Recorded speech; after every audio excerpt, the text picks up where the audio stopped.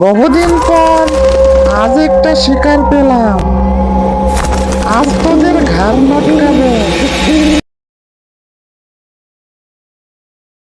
মায়াতলী নামের এক গ্রাম ছিল, যেখানে সাকিব আর রাকিব নামের দুই ভাই থাকতো।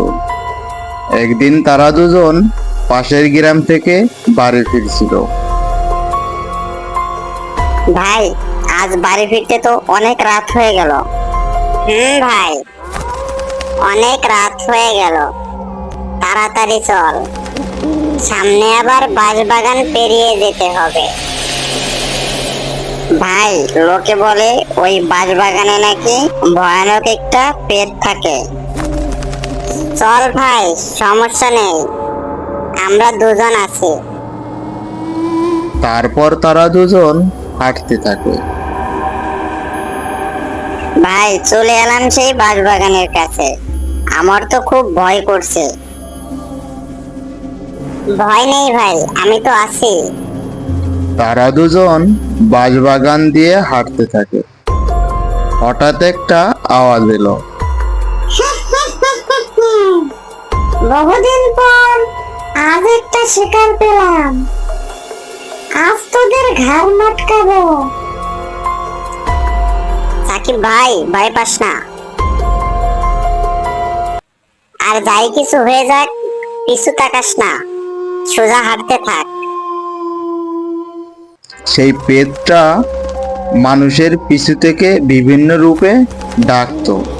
কেউ যদি পিছু ফিরে তাকাতো, অমনি তার ঘাড় মটকে দিত।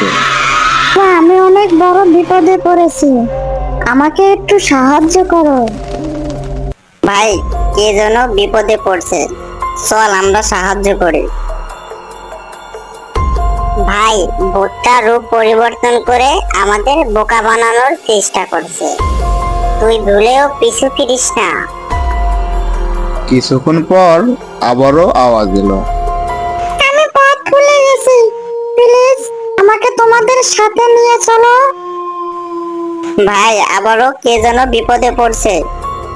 ভাই, তুই পিছু ফিরিস না, ওইটা সেই পেট আবারও রূপ পরিবর্তন করছে।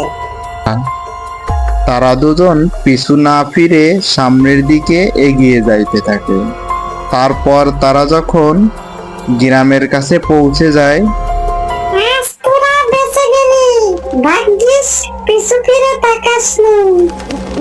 এই কথা বলে ভয়ানক পেটটা ওখানেই রয়ে যায়। তারপর তারা দুজন গ্রামে পৌঁছে যায়। বন্ধুরা, গল্পটি কেমন লাগলো অবশ্যই কমেন্টে জানাবেন।